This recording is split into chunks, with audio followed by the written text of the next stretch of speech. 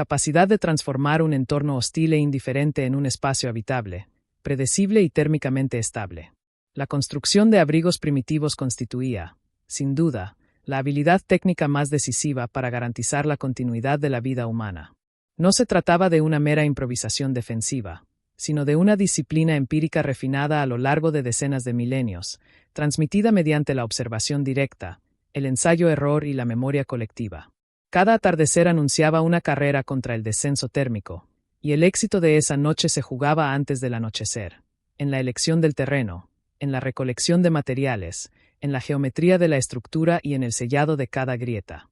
El abrigo era, en esencia, la primera máquina térmica de la humanidad, diseñada para capturar, retener y redistribuir el calor corporal y el generado por las brasas, creando un microclima donde la diferencia con el exterior podía ser de 20, 30 o incluso 40 grados. La selección del emplazamiento era el primer acto de ingeniería ambiental. Un grupo nómada o estacional no podía permitirse el lujo de construir en cualquier lugar. La topografía, la exposición al viento, la proximidad a recursos y el drenaje natural determinaban la viabilidad del refugio. Se priorizaban las zonas protegidas por accidentes geográficos, cornisas rocosas, meandros de ríos secos, laderas boscosas o valles encajonados que actuaban como cortavientos naturales. Se evitaban sistemáticamente las vaguadas profundas, donde el aire frío, más denso, se acumulaba formando lagos térmicos que descendían rápidamente por la noche, y se descartaban las cumbres expuestas o las llanuras sin cobertura, donde la velocidad del viento aumentaba la pérdida de calor por convección. La orientación solar también era crucial. Se buscaban caras sur o sureste que recibieran radiación directa durante el día, permitiendo que la roca y el suelo actuaran como masa térmica, absorbiendo energía y liberándola de forma lenta y constante cuando la temperatura caía. Además, se evaluaba la proximidad a fuentes de combustible, leña seca, turba, estiércol fosilizado, a agua líquida o nieve compacta para regulación térmica, y a rutas de escape en caso de avalanchas, desprendimientos o llegada de depredadores. Una vez fijado el sitio, comenzaba la fase de recolección y preparación de materiales. Sin herramientas metálicas, sin clavos, sin adhesivos industriales, los constructores prehistóricos dependían exclusivamente de la materia prima local y de su capacidad para modificarla mediante percusión, fricción, torsión y cocción controlada. La piedra era el elemento estructural base. Se utilizaba para levantar muros bajos de contención, para delimitar perímetros, para estabilizar postes y para crear bancos térmicos interiores. En regiones árticas y esteparias, donde la vegetación arbórea era escasa o inexistente, los huesos de megafauna, mamuts, rinocerontes lanudos, bisontes, renos, se convertían en el armazón principal. Costillas, mandíbulas, escápulas y colmillos se limpiaban, se secaban al sol y se entrelazaban mediante cuerdas de tendón animal o fibras de corteza macerada. La disposición no era aleatoria. Se buscaba una geometría autoportante, generalmente circular o ovalada, que distribuyera uniformemente las cargas y minimizara los puntos de tensión. La madera, cuando estaba disponible, se seleccionaba por flexibilidad y resistencia. Ramas de sauce, abedul, pino o enebro se doblaban mediante calor o humedad para formar arcos, se entretejían en patrones de rejilla y se fijaban con estacas clavadas en el suelo mediante mazos de piedra.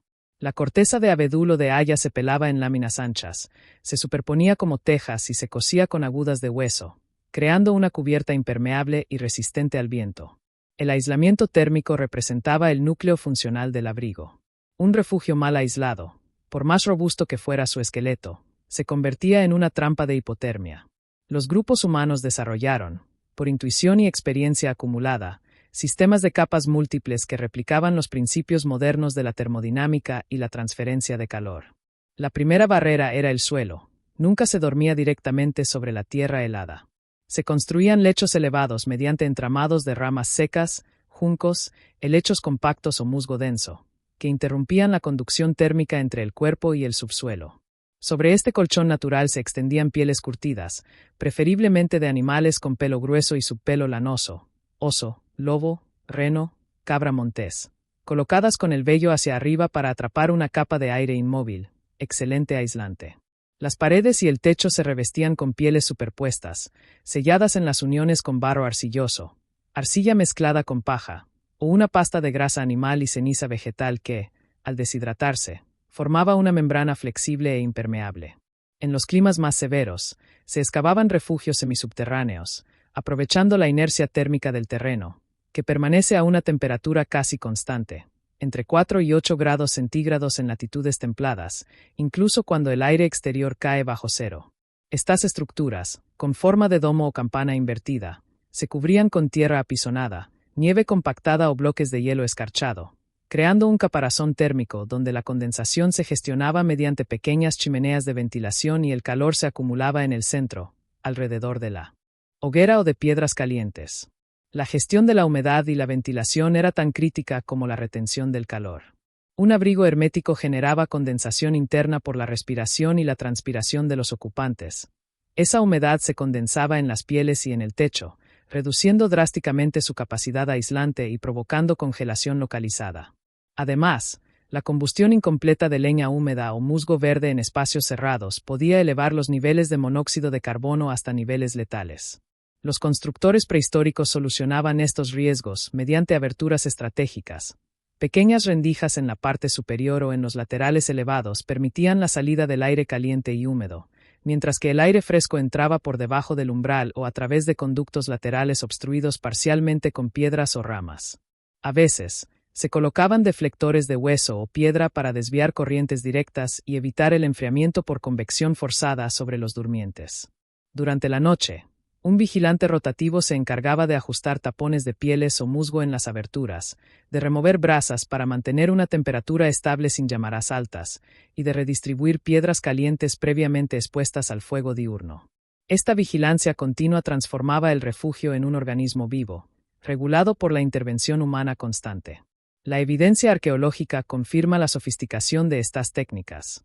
En Dolní Stonice, República Checa, datado en hace unos 26.000 años, se hallaron estructuras con bases de piedra, agujeros de postes y restos de barro cocido que indican refugios semipermanentes con techos de ramas y pieles. En las estepas de Ucrania y Siberia, como en Mesiríš o Kostenki, se han reconstruido cabañas circulares formadas por más de 100 cráneos y colmillos de mamut, dispuestos en patrones geométricos precisos y cubiertos con tierra y pieles, con diámetros de hasta 6 metros y capacidad para una docena de personas. En cuevas como Pinsevent, Francia, o La Pasiega, España, los estratos de ocupación revelan anillos de piedras que delimitan zonas de descanso, lechos de ceniza compactada que actuaban como aislantes, y acumulaciones de restos vegetales carbonizados que evidencian un uso sistemático de capas orgánicas para el confort térmico. Estos hallazgos demuestran que la construcción de abrigos no era una práctica ocasional, sino una tradición técnica con estándares regionales, adaptaciones climáticas y transmisión intergeneracional de conocimientos. Más allá de la física y la ingeniería primitiva, el refugio cumplía una función psicológica, social y simbólica fundamental. En la oscuridad absoluta, con el viento aullando y la sensación constante de vulnerabilidad ante un entorno indiferente, el espacio cerrado se convertía en un santuario de orden frente al caos. El calor compartido, la proximidad física, los susurros, los cantos y los rituales en torno al fuego transformaban la mera supervivencia biológica en un acto de resistencia cultural. El abrigo no solo protegía del frío, protegía la memoria del grupo, su identidad y su esperanza en el amanecer. Cada noche superada reforzaba la convicción de que el ser humano no era un mero espectador de la naturaleza, sino un transformador activo de su entorno, capaz de moldear la materia prima en un escudo contra la intemperie. La cooperación en la construcción, la distribución de tareas según edad y experiencia, y la enseñanza práctica a los más jóvenes consolidaban la cohesión social y garantizaban la continuidad del conocimiento técnico. La adaptación de estos abrigos a lo largo del tiempo refleja una inteligencia práctica extraordinaria. Cuando llegaban tormentas imprevistas, se reforzaban las paredes con nieve compactada o se excavaban trincheras perimetrales para desviar el agua de deshielo.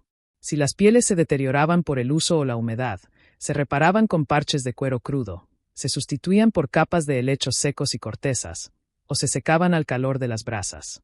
En zonas ricas en arcilla, se desarrollaron técnicas de revestimiento con barro estabilizado con fibras, anticipando siglos antes la arquitectura de adobe y tapial.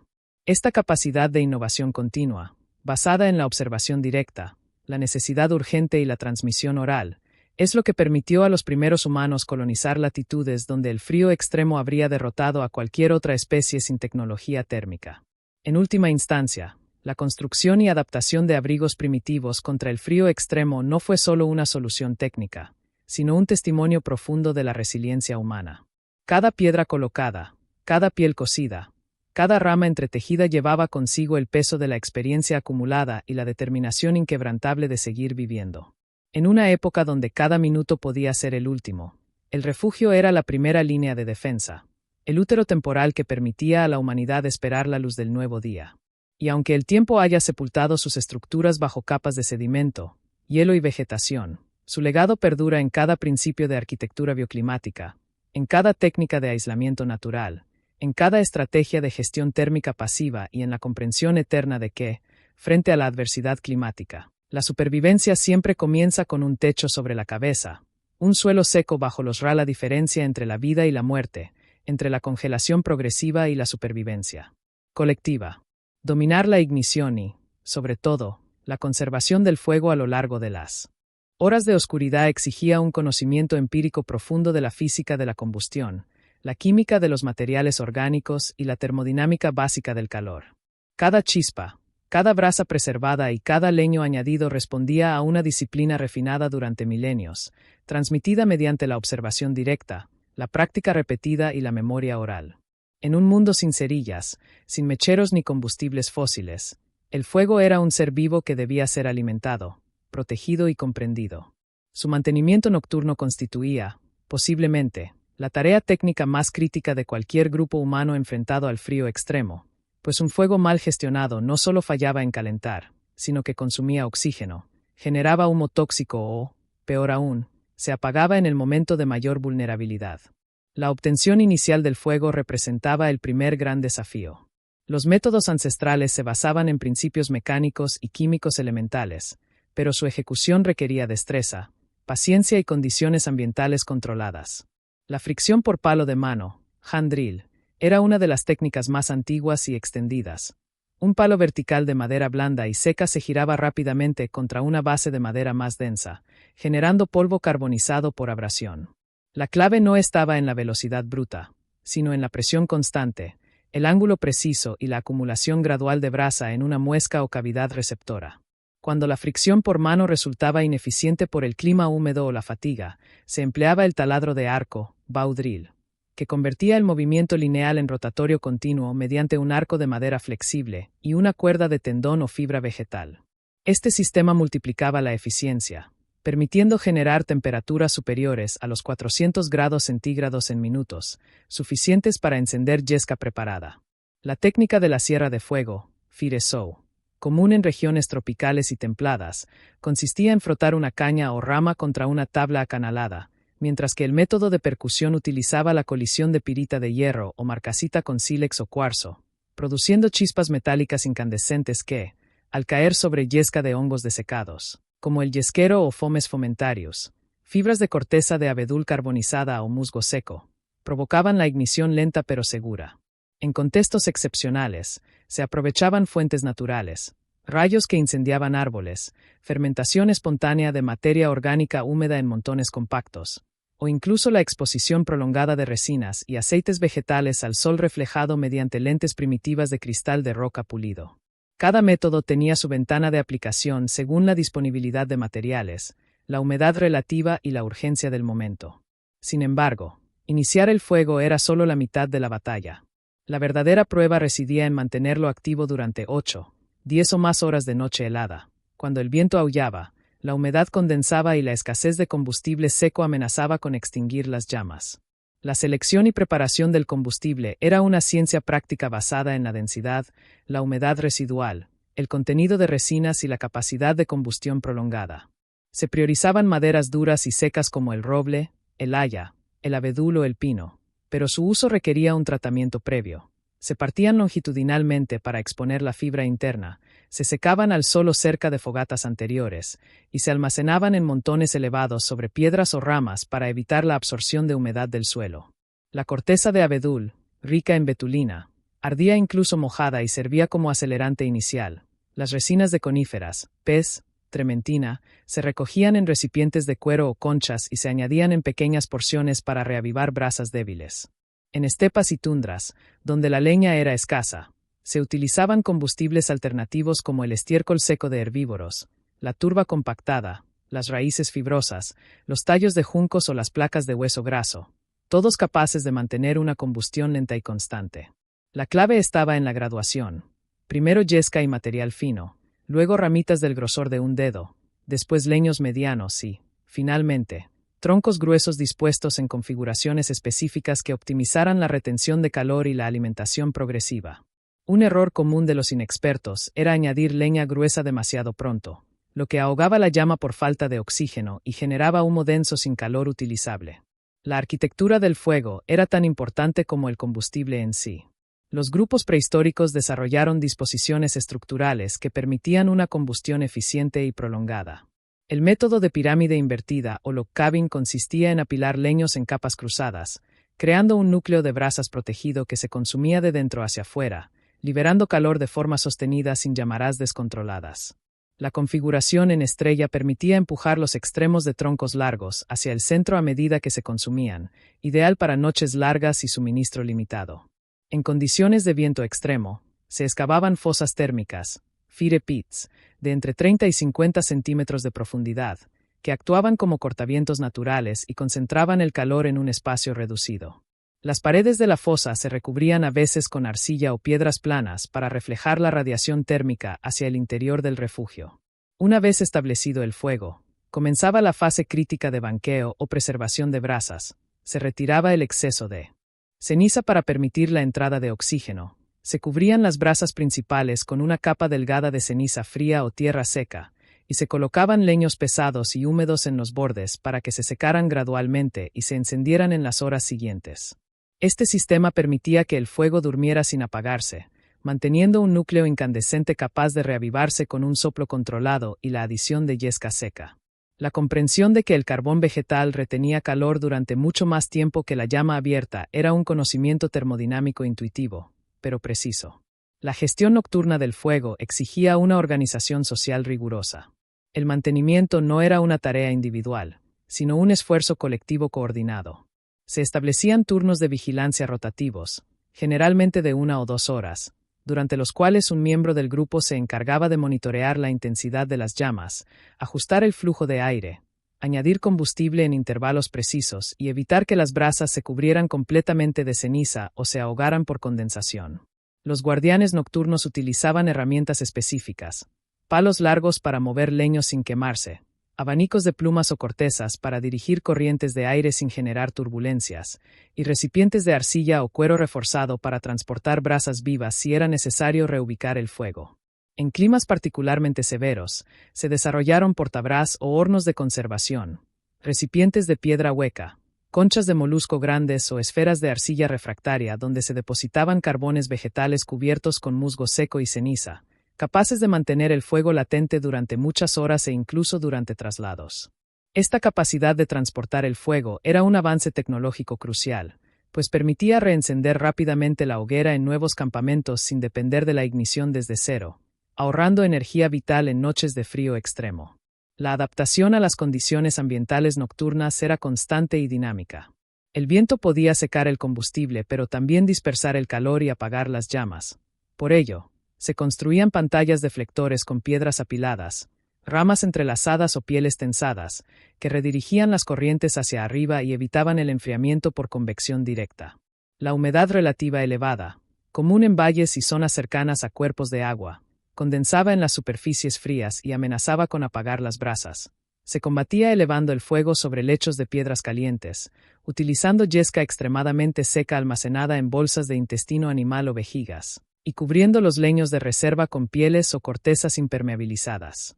En casos de nevada o lluvia helada, se excavaban refugios temporales con techos inclinados que desviaban la precipitación, mientras que el fuego se mantenía en una zona central elevada sobre una plataforma de troncos verdes que no ardían fácilmente pero generaban vapor controlado.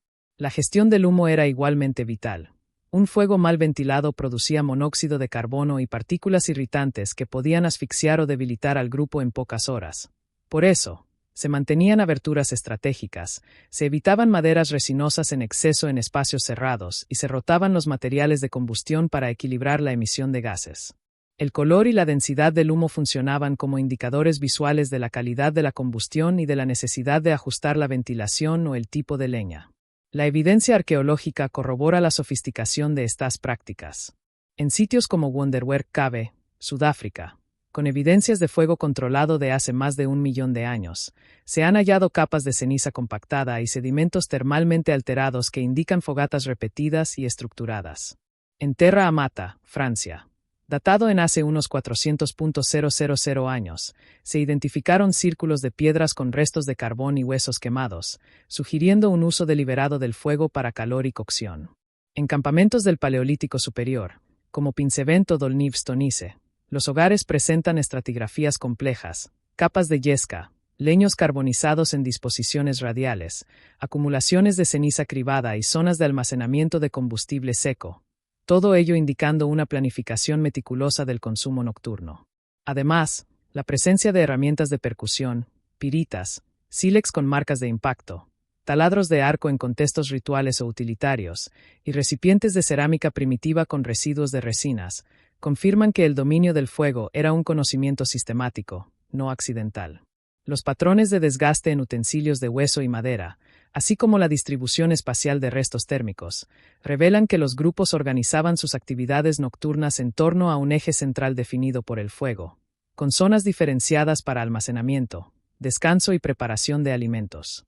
Más allá de la termodinámica y la ingeniería práctica, el fuego nocturno cumplía funciones psicológicas, sociales y simbólicas insustituibles. En la oscuridad absoluta, donde los sonidos del bosque o la estepa se magnificaban y la sensación de vulnerabilidad era constante, la llama proyectaba un círculo de luz y calor que delimitaba el espacio seguro, alejaba a depredadores y estructuraba la actividad del grupo. Alrededor del fuego se compartían alimentos, se reparaban herramientas, se narraban historias, se enseñaba a los jóvenes las técnicas de supervivencia y se reforzaban los lazos de confianza. El ritual de cuidar el fuego, de pasarlas